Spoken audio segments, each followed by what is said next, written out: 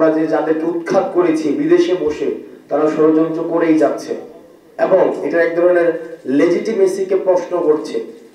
2000 ঊর্ধ্ব শহীদ এবং 20,000 ঊর্ধ্ব আহতদের রক্তের উপরে দাঁড়িয়ে তারা এই অভ্যুত্থানের লেজিটিমেসিকে প্রশ্ন করছে। আপনারা জানেন যে জুলাই অভ্যুত্থান, যে গণ অভ্যুত্থানটি হয়েছে, এই গণ অভ্যুত্থানের মধ্য দিয়ে মানুষ 72-এর মুজিববাদী সংবিধানের বিপরীত অবস্থান নিয়েছে। এই যে মানুষ 72-এর মুজিববাদী সংবিধানের বিপরীত অবস্থান নিয়েছে, এটির একটি লিগ্যাল ডকুমেন্টেশন থাকা উচিত।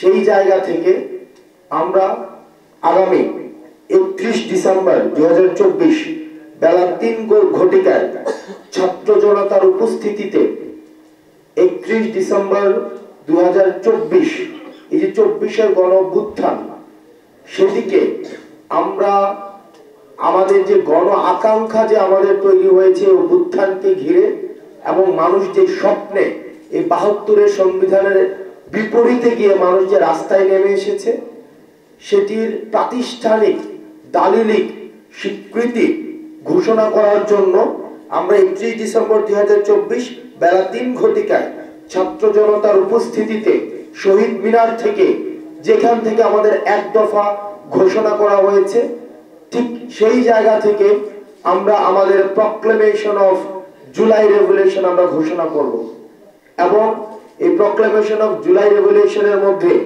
আমাদের পরবর্তী বাংলাদেশের স্বপ্ন, আকাঙ্ক্ষা, অভিপ্রায়, লক্ষ্য এবং ইস্তেহার সেখানে হচ্ছে লিপিবদ্ধ থাকবে। এটি কোনো দলের কোনো প্রক্লেমেশন না, এটি নির্দিষ্ট কোনো শ্রেণীর প্রক্লেমেশন না, বরং আমাদের এই যে ঐতিহাসিক যে আমরা প্রতারিত একটি প্রজন্ম, ঐতিহাসিকভাবে আমাদের যে স্বপ্নগুলো ঐতিহাসিক বিভিন্ন স্তরে স্তরে আমাদের বঞ্চিত হয়েছে, আমরা প্রতারিত হয়েছি, এই প্রক্লেমেশনের মধ্য দিয়ে আমাদের এই বঞ্চিতের ধারাবাহিকতা যেন আর না থাকে এবং আমাদের গণমানুষের আশা আকাঙ্ক্ষার যেন প্রতিফলন ঘটে, সেটির একটি ইস্তিহার জনগণের সামনে, জাতির সামনে সেখানে ঘোষণা করা হবে। এবং 72-এর যে সংবিধানের বিরুদ্ধে মানুষ দাঁড়িয়েছে, মুজিববাদী চেতনার বিরুদ্ধে মানুষ দাঁড়িয়েছে, আওয়ামী লীগের এই যে ফেসিবাদের বিরুদ্ধে মানুষ দাঁড়িয়েছে, এই বিরুদ্ধে দাঁড়ানোকে সেখানে হচ্ছে আমরা চাই স্বীকৃতি দেওয়া হোক। আমরা চাই এই মুজিববাদী সংবিধান কবরস্থ ঘোষণা করা হবে।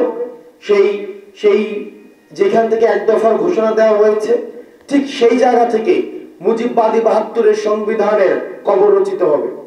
ঠিক সেই জায়গা থেকে আওয়ামী লীগ বাংলাদেশের প্রেক্ষাপটে একটি অপ্রাসঙ্গিক একটি রাজনৈতিক দল, যারা গণমানুষকে মানুষ হিসেবে স্বীকৃতি না দিয়ে নির্যাতন, নিপীড়ন, গুম এবং খুন এবং হত্যার যারা রাজনীতি করেছে, যারা জনগণের বিপরীতে, আশা আকাঙ্ক্ষার বিপরীতে দাঁড়িয়েছে, আমরা প্রত্যাশা রাখছি এই জুলাই প্রক্লেমেশন অফ জুলাই রেভলিউশনে এই নাৎসিবাদী এই দলটিকে সেখান থেকে বাংলাদেশে অপ্রাসঙ্গিক ঘোষণা করা হবে এবং মানুষ যে স্বপ্ন নিয়ে এখন রয়েছে, যে বাংলাদেশ একটি দীর্ঘদিন বাংলাদেশ একটি বিচারহীনতার সংস্কৃতির মধ্যে দিয়ে গিয়েছে, আমরা চাই এই শহীদ মিনার থেকে প্রক্লেমেশন অফ জুলাই রেভলিউশনের মধ্যে বিচার নিশ্চিতের আমরা ইস্তেহার ঘোষণা থাকবে। বাংলাদেশের প্রত্যেকটি প্রান্তিক জনপদ থেকে একদম শহর পর্যন্ত যারা 5ই আগস্টে পূর্বে এবং 5ই আগস্ট পর্যন্ত এবং পরবর্তী সময়ে আপনারা বাংলাদেশকে গঠন করার জন্য, বিনির্মাণের জন্য রাস্তায় নেমে এসেছিলেন, ঠিক একইভাবে আমাদের 31শে ডিসেম্বর আমরা শহীদ মিনার প্রাঙ্গণে আমরা সবাই আবার মিলিত হব এবং আমরা আমাদের পরবর্তী বাংলাদেশ বিনির্মাণের যে আকাঙ্ক্ষা, সেই আকাঙ্ক্ষা আমরা একসাথে ঘোষণা করব। ইতিমধ্যে কিন্তু ড্রাফট বিভিন্ন রাজনৈতিক দলের কাছে পাঠানো হয়েছে। বিভিন্ন রাজনৈতিক নেতৃবৃন্দ যারা হচ্ছে এই জুলাই অভ্যুত্থানে যাদের অংশগ্রহণ ছিল, এটা তো হচ্ছে আপামর সবার হচ্ছে অংশগ্রহণ ছিল, তো সেই জায়গা থেকে পাঠানো হয়েছে। তারা তাদের মতামত যদি কোনো জায়গায় মনে করছে সেখানে এটাকে এডিট করা প্রয়োজন, মতামত দেওয়ার প্রয়োজন, সেগুলো দিচ্ছে।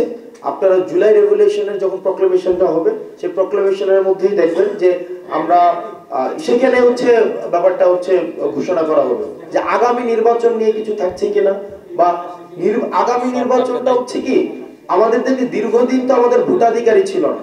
আমাদের যে এই যে মুজিববাদী সংবিধানটা এমন ভাবে প্রণয়ন করা হয়েছে যে মানুষের তো ভোটের অধিকারই ছিল না। এই যে আপনারা এখানে বসে আছেন, এই যে আমাদের বয়সী মানুষ, আপনারা গত 3টা নির্বাচনে কি ভোট দিতে পেরেছেন?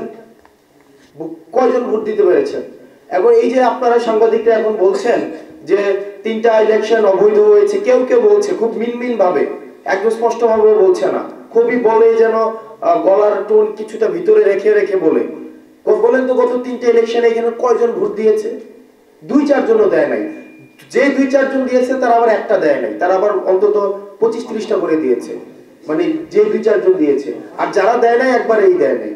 তো এই যে ন্যারেশনটা আমাদেরকে বঞ্চিত করে রাখা হয়েছে, জনগণকে রাষ্ট্রীয় যে শাসনের মধ্যে, আমরা রাষ্ট্রীয় শাসনের মধ্যে জনগণ কিভাবে অংশগ্রহণ করে, সেটা হচ্ছে ভোট প্রদানের মধ্য দিয়ে। এই ভোট প্রদান থেকে বঞ্চিত করা হয়েছে। এই বিষয়গুলো আমরা প্রত্যাশা করছি এই জুলাই রেভলিউশন আসবে। আর পরবর্তী নির্বাচন কাঠামো কিভাবে নির্ধারিত হবে সেটা আমাদের সংস্কার কার্যক্রম চলছে, সকল রাজনৈতিক দলের মতামতের ভিত্তিতে। সেটি অবশ্যই সেই সংস্কার কাঠামোর মধ্য দিয়ে সেই বিষয়টি উঠে আসবে।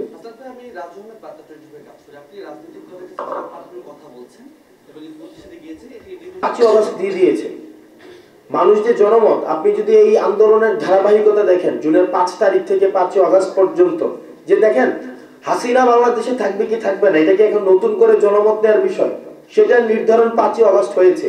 মুজিববাদী সংবিধান পরবর্তী বাংলাদেশে প্রাসঙ্গিক কিনা সেটা 5 আগস্ট নির্ধারিত হয়েছে। মানুষ ভোটাধিকার পাবে কি পাবে না সেটা নির্ধারিত হয়ে গিয়েছে 5 আগস্ট। যাদেরকে জেল, জুলুম এবং নির্যাতন এবং গুমের মধ্যে রেখেছে তাদেরকে মুক্তি দেওয়া হবে কিনা সেটি 5 আগস্ট নির্ধারিত হয়ে গিয়েছে।